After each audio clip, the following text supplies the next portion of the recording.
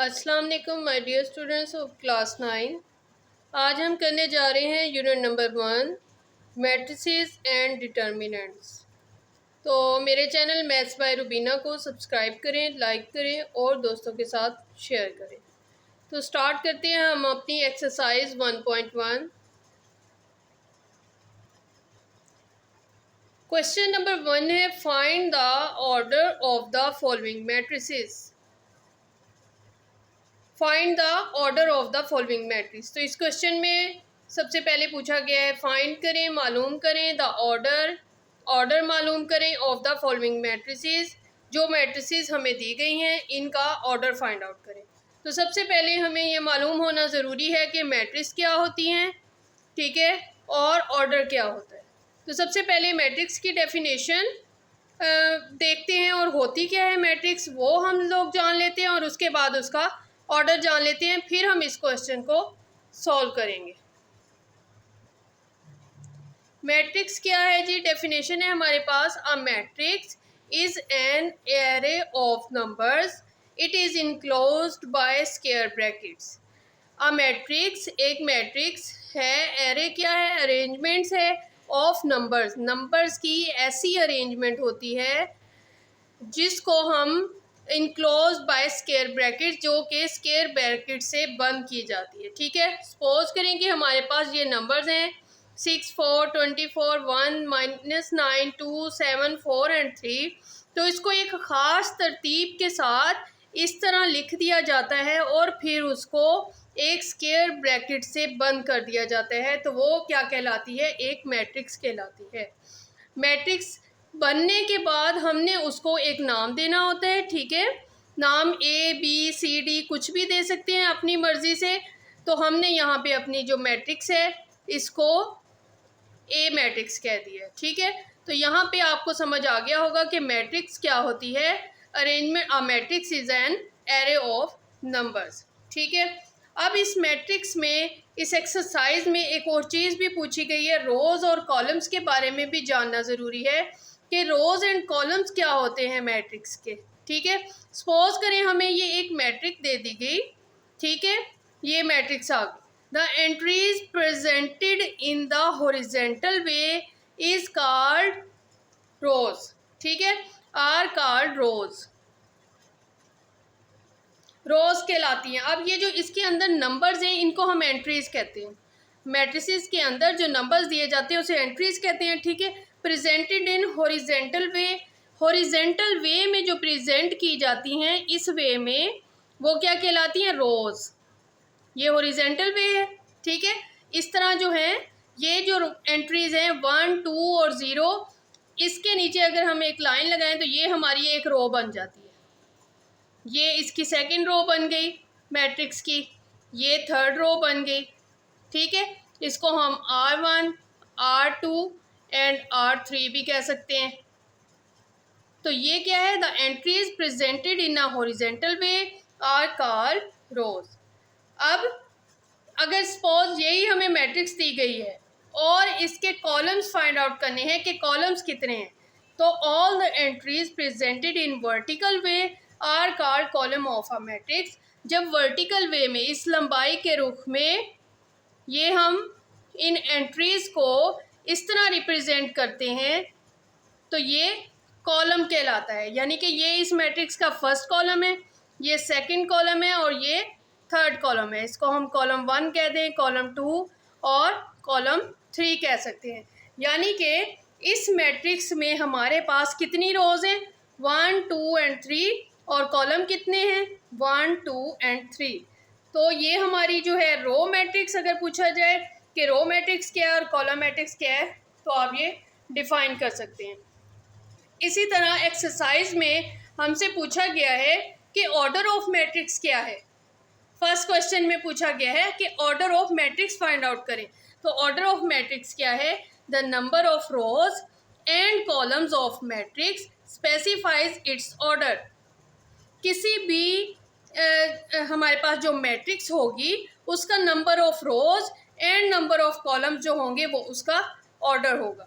If a matrix M has M rows and N columns then M is said to be set to be of order m/n।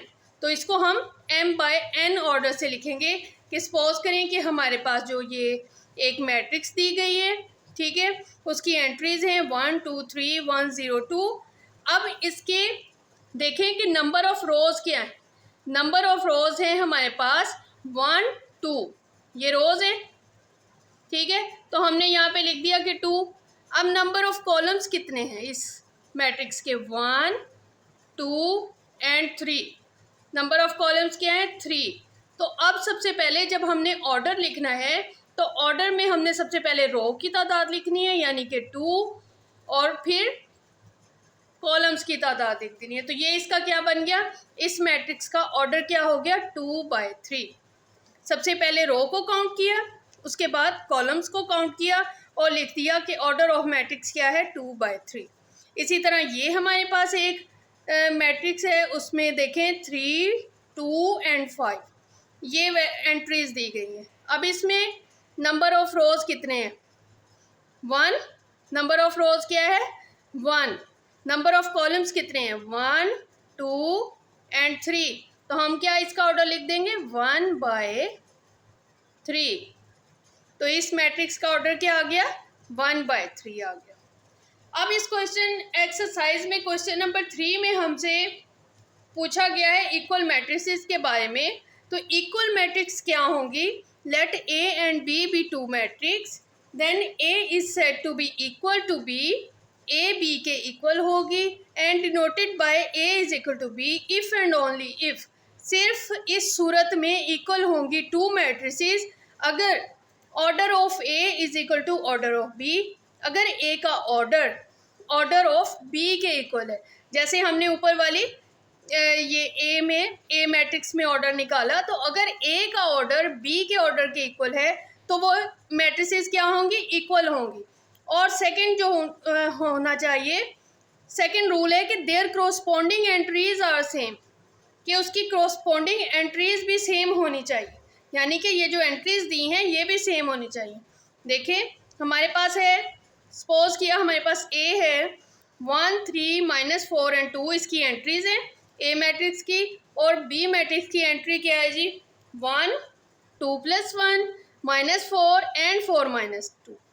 तो अब इसका rule ये है कि इसका order और इसका ऑर्डर सेम होना चाहिए, कॉरस्पॉन्डिंग एंट्रीज भी दोनों की सेम होगी, तभी हम लिखेंगे कि A is equal to B, equal matrices होंगी। तो ठीक है, अब अगर हम इसे सॉल्व करें, कुछ मैट्रिसेस ऐसी दी जाती हैं हमें जहां हमने खुद सॉल्व करना होता है, क्वेश्चन दे दिया जाता है, सॉल्व करना होता है। देखिए अगर 2 + 1 को हम सॉल्व करते हैं तो क्या आता है, इज इक्वल टू 3, और 4 - 2 किसके इक्वल आएगा, इज इक्वल टू 2, यानी कि यहाँ पे 3 है और यहाँ पे 2 है। अब हमारे पास एंट्रीज मैच कर लेते हैं। फर्स्ट एंट्री है 1, यहाँ पे बी की भी 1 है।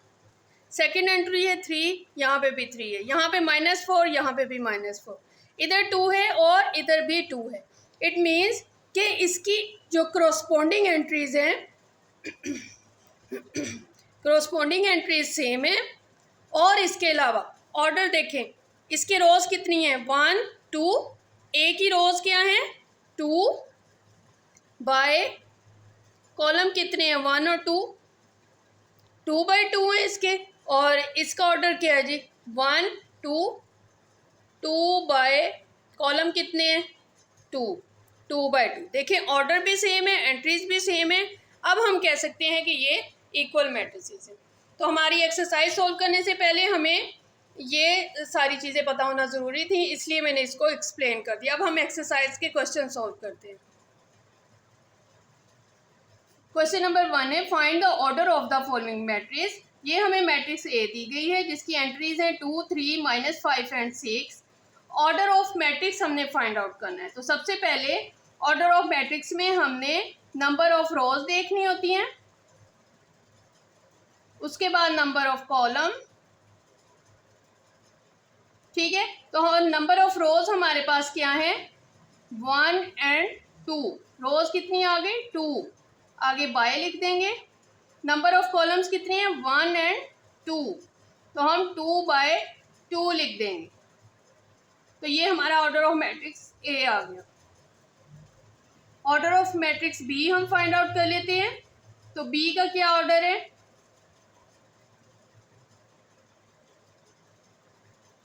Order of matrix B is equal to, number of rows count करते हैं 1 and 2, 2 by 2, number of column भी 2 है। यहाँ पे है जी ऑर्डर ऑफ मैट्रिक्स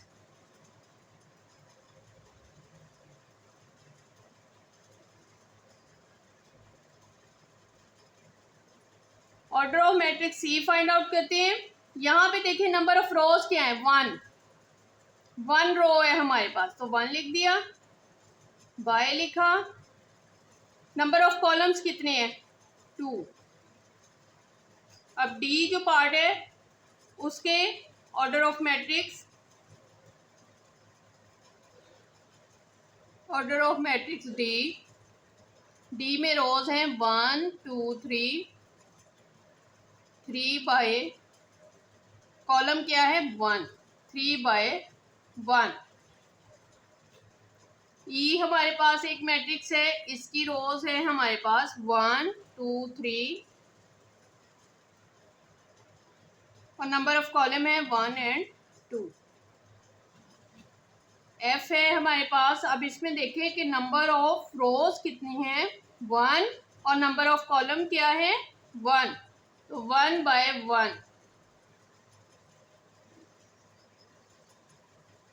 यहाँ पे ऑर्डर ऑफ मैट्रिक्स जी है, नंबर ऑफ रोज हैं 1 2 and 3, 3 बाय 1 2 and 3। अब यहाँ पे ऑर्डर ऑफ मैट्रिक्स एच है, तो नंबर ऑफ रोज 1 2, कॉलम क्या है? 1 2 and 3, 2 बाय 3। तो इस तरह ये हमारा जो क्वेश्चन नंबर 1 है, इसके तमाम पार्ट जिसमें हमने ऑर्डर फाइंड आउट करना था मैट्रिक्स का, वो हमने सॉल्व कर लिए हैं। उम्मीद है आपको समझ आ गई होगी। अब हम क्वेश्चन नंबर 2 सॉल्व करते हैं। क्वेश्चन नंबर 2 है हमारे पास, which of the following matrices are equal. तो जैसे हमने डेफिनेशन में अच्छी तरह समझा है कि मैट्रिसेस इक्वल कब होती हैं, कि जब उनकी ऑर्डर सेम हो। 2 मैट्रिसेस तब इक्वल होती है जब उनके ऑर्डर सेम हो और उनकी करस्पॉन्डिंग एंट्रीज सेम हो। तो अब हमने क्वेश्चन में ये सारी मैट्रिसेस दे दी गई हैं। अब हमने ये फाइंड आउट करना है कि इन मैट्रिक्स में से कौन सी मैट्रिक्स दूसरी मैट्रिक्स के इक्वल है। ठीक है, तो सबसे पहले हम इनके ऑर्डर फाइंड आउट कर लेते हैं ताकि हमें सॉल्व करने में आसानी हो। अब ए का ऑर्डर है हमारे पास 1 रो और 1 कॉलम, तो 1 बाय 1, और इसका है जी 2 बाय 2, 1 बाय 2, 1 बाय 2, इसका है 1 बाय 2।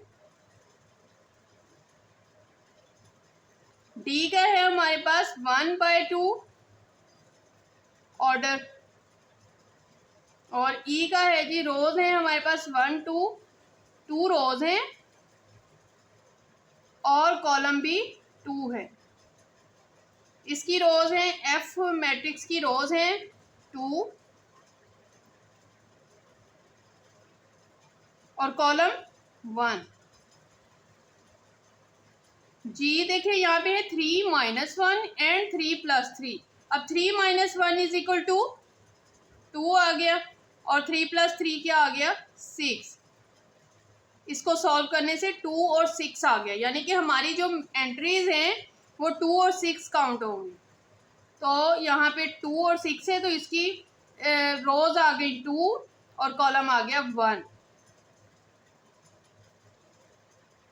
यहाँ पे 2 रोज एंड 2 कॉलम्स,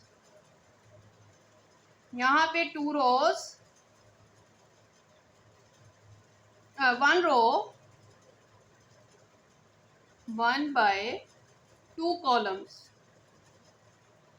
यहाँ पे भी सॉल्व करेंगे हम इस इक्वेशन को। यहाँ पे 2 + 2 हमारे पास आ जाएगा 4, 2 + 4 आ जाएगा 6, 2 - 2 आ जाएगा हमारे पास 0, और 2 प्लस 0 आ जाएगा 2। ठीक है, तो हमारे पास रोज आ गई 2 और कॉलम भी 2 आ गए, 2/2।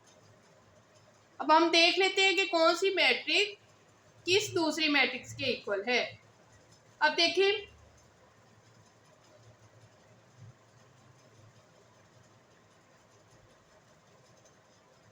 अब देखा हमने यहाँ पे जो हमारे पास सी ब्रैकेट थी वो थी 5 - 2 = 3। ठीक है, =3। तो हमारे पास ये मैट्रिक्स है, इसका जो है नंबर ऑफ रोज भी 1 है और कॉलम भी 1 है, तो 1/1 आ गया। अब हमने देखा जो हमारे पास ए मैट्रिक्स थी उसका ऑर्डर था 1/1 और दूसरी सी मैट्रिक्स है उसका ऑर्डर है 1/1। तो फर्स्ट रूल तो इसका हमने प्रूव कर दिया। सेकंड ये था कि क्रॉसपोंडिंग एंट्रीज भी सेम होनी चाहिए, तो इसकी 3 है तो इसकी भी 3 है, तो इट मीन्स के A = C। हम आंसर में लिखेंगे A = C according to rule. ठीक है, इसी तरह हमारे पास यहाँ 1/2 और हमारे पास है दूसरी 1/2 I। B = I और इसकी क्रॉसपोंडिंग एंट्रीज भी देख लेते हैं। यहाँ 3 है, यहाँ भी 3 है, यहाँ 5 है, तो 3 + 2 क्या आ जाएगा 5। तो B = I लिख देंगे हम, B = I। इसके बाद E = ये E की है 2/2, H की भी 2/2 है और J की भी 2/2 है और इनकी क्रॉसपोंडिंग एंट्रीज भी सेम है। ठीक है, तो हम लिख देंगे E = H = J। इसके बाद हमारे पास 2 मैट्रिक्स रह गई, एक हमारे पास F रह गई, इसका ऑर्डर है 2/1।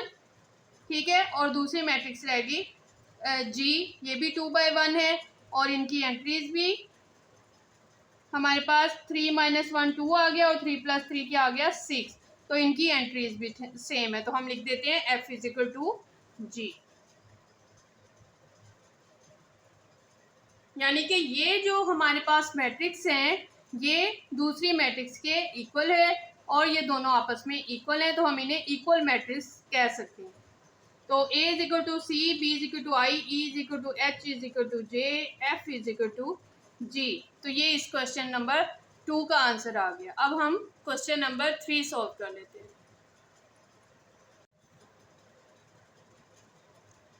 क्वेश्चन नंबर 3 है हमारे पास, find the values of A, B, C and D which satisfy the matrix equation. अब हमें उन्होंने 2 मैट्रिक्स दे दी हैं, 2 इक्वल मैट्रिक्स दे दी हैं और उसकी एंट्रीज कुछ इस तरह की दी हैं A + C, A + 2B, C - 1, 4D - 6 = 0 - 7 3 and 2D। 2 equal matrix हैं और अब हमने फाइंड आउट करना है values of A, B, C and D which satisfy the equation. ठीक है, तो इसमें हम सबसे पहले इसको सॉल्व कर लेते हैं, सॉल्व करके वैल्यूज फाइंड आउट करते हैं। क्योंकि ये इक्वल मैट्रिक्स है तो उसकी ये एंट्री इस एंट्री के इक्वल है और ये वाली एंट्री इस एंट्री के इक्वल है, तो हम लिख देते हैं A + C = A + C = 0। इसको इक्वेशन 1 कह दिया। इस तरह A + 2B किसके इक्वल है -7 के, C - 1 = 3, 4D - 6 = 2D। ठीक है, इस तरह हमने 4 इक्वेशंस बना ली। अब इन्हें सॉल्व करके हम जो है इसकी वैल्यूज फाइंड आउट करते हैं। तो सबसे पहले अब हमने इक्वेशंस को देखा, तो इक्वेशन 3 को सबसे पहले सॉल्व कर लेते हैं। फ्रॉम इक्वेशन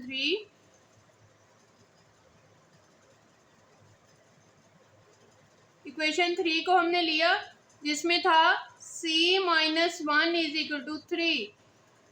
अगर हम इस -1 को इधर ले जाएं तो +1 हो जाएगा, सॉल्व किया हमने, c is equal to 3 + 1 is equal to 4, यानी कि c का आंसर क्या आ गया हमारे पास, वैल्यू क्या आ गई 4। अब इक्वेशन 4 को सोल्व कर लेते हैं। फ्रॉम इक्वेशन 4, ये इंपॉर्टेंट क्वेश्चन है इस एक्सरसाइज का। फ्रॉम इक्वेशन 4 हमारे पास है जी 4d - 6 is equal to 2d। ठीक है, इस 2d को इधर ले आते हैं तो हमारे पास -2d हो जाएगा, इज इक्वल टू -6 को इधर ले गए तो +6 हो गया। 4d में से 2d माइनस किए तो हमारे पास रह गए 2d इज इक्वल टू 6। 2 से डिवाइड कर दिया बोथ साइड्स पे तो 6/2, 2 1 ज़ा 2 एंड 2 3 ज़ा 6। तो आंसर हमारे पास क्या आ गया, d की वैल्यू आ गई 3।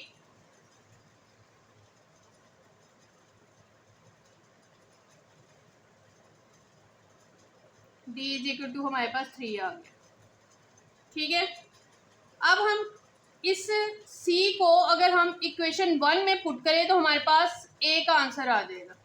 ठीक है, तो हम सबसे पहले a की वैल्यू फाइंड आउट कर लेते हैं। Put the value of c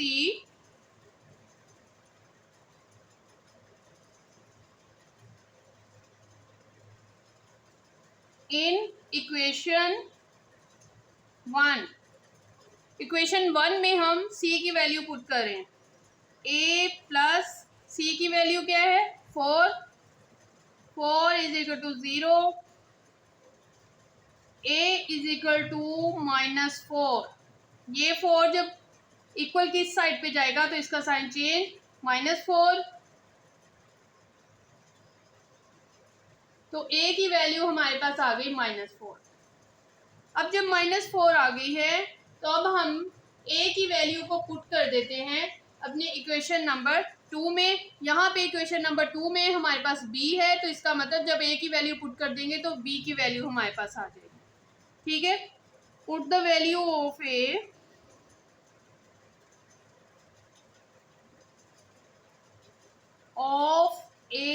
in equation 2।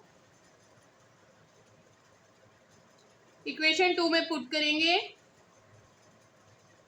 तो a की वैल्यू सबसे पहले पुट कर देते हैं, हमारे पास है -4 + 2b इज इक्वल टू -7। अब इस -4 को उधर ले जाते हैं तो ये इधर जाके +4, सॉल्व किया इसको तो ये आ गया -3, -3/2। हमने इस 2 से बोथ साइड्स पे डिवाइड कर दिया तो हमारे पास b की वैल्यू आ गई -3/2। तो इस तरह हमने a, b, c और d की वैल्यूज़ फाइंड आउट कर ली, जो कि इस मैट्रिक्स में अगर हम पुट करें वैल्यू तो वो सेम इस वैल्यू के इक्वल आएगी। ठीक है, अगर यहाँ पे हम a की जगह पे उसकी वैल्यू, c की जगह पे उसकी वैल्यू पुट कर देते हैं, इसी तरह d और b की वैल्यू पुट कर देते हैं तो हमारी जो मैट्रिक्स आएगी वो इक्वल मैट्रिक्स ही आएगी। तो इस तरह हमारा ये क्वेश्चन नंबर 3 कंप्लीट हो गया और एक्सरसाइज 1.1 भी कंप्लीट हो गई। अगर आपको क्वेश्चन समझ में आया हो तो वीडियो को लाइक करें और दोस्तों के साथ शेयर करें ताकि उन्हें भी समझने में आसानी हो। अल्लाह हाफ़िज़।